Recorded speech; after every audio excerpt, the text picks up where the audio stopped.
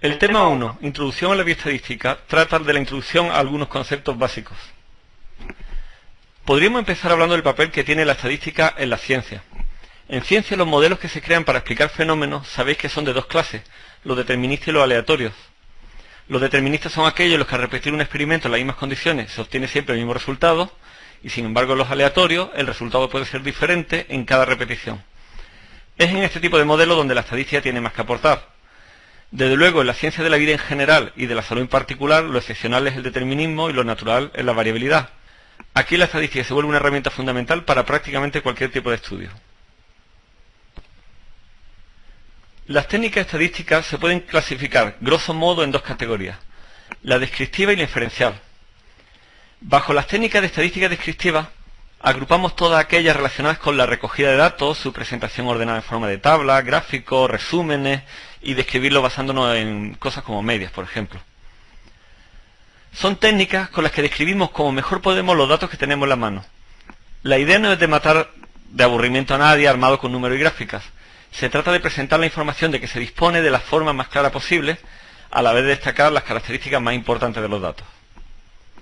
Las técnicas de estadística inferencial hacen uso de la estadística descriptiva, pero su objetivo es otro. Se usa un conjunto normalmente no muy grande de observaciones, llamado muestras, para obtener conclusiones sobre un conjunto mayor denominado población. Pensad, por ejemplo, en cuando se prueba un tratamiento experimental con un grupo de 50 voluntarios. Esa es la muestra. Si los resultados son suficientemente buenos, y habrá que precisar qué significa eso, podemos pensar que le irá también bien con el resto de los enfermos, que son la población. Para poder extrapolar los resultados obtenidos de una muestra a conclusiones sobre la población, es necesario disponer, por supuesto, de una teoría. La base está en la teoría de la probabilidad, aunque esta es en la que menos incidiremos en el curso. Nuestro interés se centrará más en las técnicas bioestadísticas, es decir, las que más se usan en la ciencia de la vida que en la teoría estadística matemática general. Esencialmente, esta es la división de materia que tenemos en el curso. Estadística descriptiva, un poquitín de probabilidad y al final inferencia estadística. Un estudio estadístico consiste normalmente en multitud de pasos que no vamos a tratar ahora. No es suficiente con poseer conocimiento de estadística para hacerlos. Desgraciadamente para los estadísticos es necesario ser experto en la materia en la que se quiere estudiar y si no lo sois, trabajar con ellos codo con codo. Como aproximación, para que os vayáis haciendo una idea de cómo suele desarrollarse un estudio estadístico, os muestro un ejemplo de estudio con estadística inferencial. En primer lugar, uno no hace un estudio estadístico por diversión. Uno normalmente tiene una hipótesis dando vueltas en la cabeza. Esta trata sobre los individuos de una población que sabes que no puedes estudiar por completo. Por ejemplo, podemos sospechar que los individuos que fuman presentan más bajas laborales que el resto. Habrá que precisar entonces a qué nos referimos y veremos la necesidad de usar variables: tiempo de baja, número de bajas. Incluso podemos pensar en qué queremos decir con eso de que los fumadores presentan más bajas. ¿Solo dividimos a los individuos en dos categorías, los que fuman y los que no? Tal vez deberíamos afinar el estudio en los que no fuman, los que fuman un cigarrillo, los que fuman dos, etc. Tal vez así podamos llegar a conclusiones como cuanto más se fuma, más tiempo de baja, que del primer modo no podríamos tener. También es necesario decidir qué datos recoger, y esto en dos sentidos. Uno es el de los individuos que participarán en el estudio. Es posible que queramos excluir del estudio a individuos con enfermedades crónicas. El segundo es el de decidir qué variable vamos a observar. Por ejemplo, podría interesarnos estratificar el estudio en hombres y mujeres. Tener en cuenta la edad. ¿Quién nos garantiza que el tabaco afecta de la misma manera a los individuos, no importa cuál sea su edad? O aún peor, ¿no ocurrirá para liar más la cosa que los individuos que más fuman sean además los de más edad? Así, si me planteo estudiar las bajas laborales, ¿cómo voy a diferenciar entre el efecto de la edad y el efecto del tabaco? En estos casos decimos que hay variables confusoras o variables confundidas, y siempre deben formar parte del estudio. El nombre de luego de las variables da susto y hay motivos para ello. Será la causa en el futuro de que paséis muchas noches sin dormir. Es un problema horrible, típico de los estudios de salud. A veces es posible evitarlo si habéis caído en la cuenta antes de empezar el estudio. Por ejemplo, en estudios experimentales es típico colocar a los individuos en situaciones bien controladas, aunque parezcan artificiales, con la intención de separar el efecto de las variables. Pero esto no es siempre fácil de hacer ni éticamente correcto. Sobre todo, ¿cómo se hace si cuando te das cuenta del problema ya has recogido todos los datos y estás trabajando en lo que ingenuamente pensaba que era la última fase del estudio? Después viene el problema de decidir cómo recoger los datos. Hay multitud de técnicas para ello, todas con ventajas e inconvenientes, y hay que decidir en cada caso cuál es la mejor. El siguiente paso consiste en describir los resultados, representaciones gráficas, medias, etc. La idea es conseguir una visión lo más profunda posible de los datos que tenemos, con la ayuda de todo el arsenal del que dispongamos. El siguiente paso es el de hacer estadística inferencial si procede, es decir, intentar contrastar la hipótesis inicial extrapolando lo observado en la muestra al resto de la población. Aquí empieza a hablarse de intervalo de confianza, error típico, contraste de hipótesis. En este caso es necesario cuantificar nuestra confianza en las conclusiones. Aparecen entonces conceptos asociados a los anteriores, como el de nivel de confianza, significación y potencia de un contraste, y otras que ya veremos en su momento. A veces, y esto desde luego es más cuestionable desde el punto de vista del método científico, uno puede plantearse incluso nuevas hipótesis. No se debería cuantificar la confianza en los resultados de una inferencia estadística cuando la hipótesis ha surgido como por arte de magia del cielo azul al comenzar a estudiar los datos. Siempre el planteamiento de la hipótesis a contrastar debe preceder a la recogida de los datos. Aunque por supuesto esto no hay que tomárselo al pie de la letra en algunas áreas muy delicadas, como por ejemplo la de la salud pública. Si se sospecha que algo es malo para la salud y te has dado cuenta observando los datos, pues no vas a hacer un estudio con gente nueva esperando que se pongan enfermos para demostrar que lo que ha descubierto es interesante, ¿no? En resumen, en el gráfico que veis tenéis un esquema del modo de razonar en ciencias experimentales y el papel que juega la estadística en ellas. Tras observar la naturaleza, uno se plantea alguna hipótesis. Para contrastarlas, nos planteamos la realización de un experimento, es decir, hacemos nuevas observaciones diferentes a las que nos sirvieron para plantear la hipótesis. Recogemos los datos, los analizamos para comprender mejor la información que contienen. ¿Qué ocurre si los datos son coherentes con alguna hipótesis? Pues no es lo que muchos imagináis, no es la prueba ni mucho menos de que la hipótesis es cierta. Si acaso puede considerarse como un argumento a favor de que no debe estar muy equivocada, pero también se puede considerar que el experimento no es lo suficientemente potente como para encontrar evidencia en contra de la hipótesis. En estos casos se suele hablar de contrastes no significativos. Sin embargo, y esto es característico del método científico, si los datos experimentales son contrarios a una hipótesis, estos se consideran como evidencia en contra de la misma. En lenguaje estadístico hablaremos de contraste estadísticamente significativo. No espero que a esta altura conozcáis el lenguaje, pero lo menciono para que os vayáis acostumbrando poco a poco. Aún así, en ciencias de la vida, donde, como decíamos, la variabilidad es la regla, es necesario la realización repetida de estudios de forma independiente por grupos de investigadores diferentes para obtener conclusiones del tipo que sea.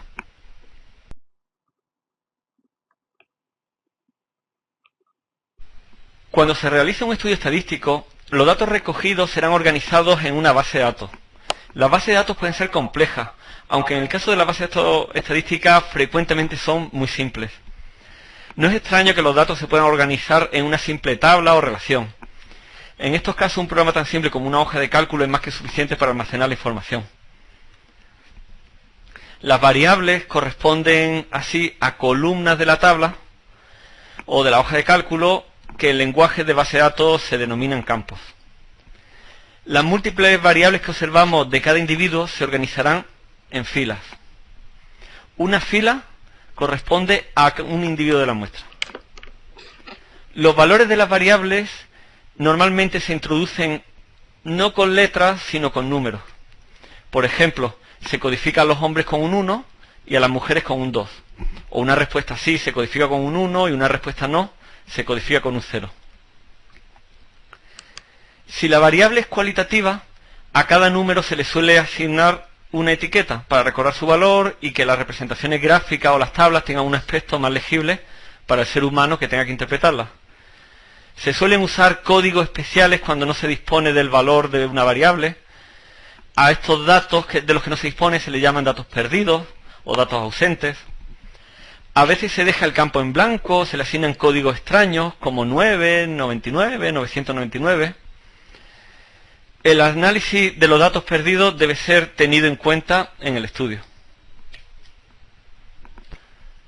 Recordad que aunque los valores de las variables acaben siendo codificados en una base de datos como números, nosotros sí debemos hacer el esfuerzo de recordar el tipo de cada variable para no decirle al ordenador que calcule cosas absurdas como el sexo medio de la población. Este es el aspecto que suele tener una base de datos en forma de tabla. Una serie de columnas, una por variable que se observa. En una base de datos se suelen denominar campos. También hay una serie de filas, una por cada individuo de la muestra. En lenguaje de base de datos se denominan registros.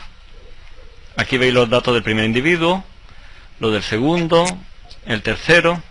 Es fácil interpretar el contenido. El primer individuo es una mujer, de raza blanca, de tal región, etc. Estamos viendo los valores de cada variable, pero realmente de forma interna lo normal es que se codifiquen como números. Desactivo la marca de valor y veo la codificación numérica. La activo y vuelvo a verlo de un modo más agradable.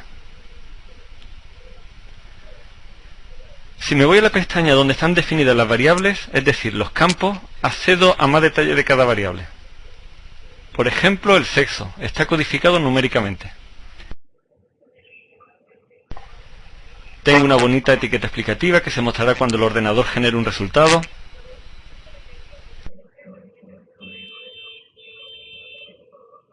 También veo cómo se codificarán numéricamente las modalidades de la variable sexo, 1 para los hombres, 2 para las mujeres. La variable número de hermanos es numérica. Sin embargo, también a ciertos valores se le asocia una etiqueta. Nadie tiene 98 ni 99 hermanos, supongo, así que no habrá ningún problema en tomar prestado esos valores para los datos ausentes. Pero eso no son más que etiquetas para que nosotros sepamos interpretarlo. En realidad, al ordenador hay que indicarle expresamente en otro lugar cómo reconocer los datos perdidos. En este diálogo se le informa de qué códigos se usarán. Ya hemos mencionado con anterioridad que los posibles valores de una variable también se denominan modalidades de la variable. A veces una variable, sobre todo las numéricas, pueden tener tantas modalidades que sea preferible a la hora de mostrar resúmenes agruparlas en intervalos o clases. Pensar en resumir en una tabla las edades de los pacientes en un hospital.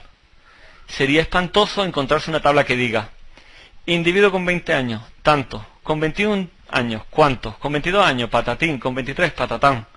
Se obtendría una información ligeramente menos precisa, pero seguramente más asimilable para una persona, si la tabla se redactase como, por ejemplo, entre 20 y 29 años, tantos individuos. Entre 30 y 39 años, ¿cuántos?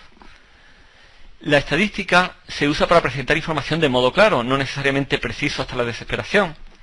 Si en algún momento hemos de presentar los datos despreciando algo de información, pero ganando en claridad, no estamos haciendo algo incorrecto. Todo lo contrario, estamos haciendo estadística de la buena. Las reglas para formar las clases son las que dicta el sentido común. Al formar las clases no debemos dejar fuera a ningún posible valor de la variable. A esto se le denomina formar un sistema exhaustivo de clases. Tampoco debemos permitir que una modalidad pertenezca a dos clases a la vez. En este caso decimos que tenemos un sistema excluyente de clases. Cuando el sistema de clases es exhaustivo y excluyente, es decir, como a todo el mundo se le ocurriría hacerlo usando su puro sentido común, también se dice que forman una partición. Bueno, ya tenéis unas cuantas palabritas nuevas para recordar. En este punto siempre comento un típico error de principiante y que tangencialmente tiene algo que ver con lo que acabo de comentar. Pensad en el siguiente ejemplo. Alguien está haciendo un estudio sobre el ocio y pasa una encuesta.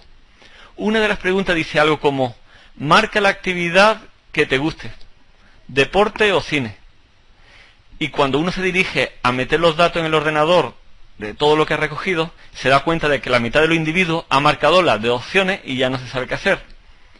El problema es que en realidad se está forzando en una sola variable, denominada variable de respuestas múltiples, lo que en realidad son dos o más variables. La solución es simple. Basta con introducir una nueva variable por cada una de las posibles respuestas e indicar si el encuestado la respondió o no. Os voy a mostrar una vía rápida para agrupar valores usando SPSS. Vamos a menú, transformar, recodificar en distintas variables. Elijo la variable a la que voy a agrupar sus valores, que es la edad. Creo una nueva variable con la edad recodificada, a la que llamo así. Pulso cambiar. Y pulsamos en el botón para indicar cómo se cambiarán los valores de una a los de la otra. En el nuevo diálogo indicamos que los valores más bajos, hasta el 19, se codificarán como 10 años, por ejemplo. Añadimos. Aquí está. Tal vez no sea la mejor elección, pero quiero hacerlo simple. A continuación, los que tienen de 20 a 29 años se codifican como 25, que es el punto medio. Añadimos. Los que tienen de 30 a 39 años se codifican como 35. Añadimos. Podría continuar así y en el último paso agrupar desde algún valor en adelante. No voy a alargar esto más, veamos el resultado. En la última columna debería aparecer la nueva variable, que he denominado edad recodificada. Y aquí se ve el resultado.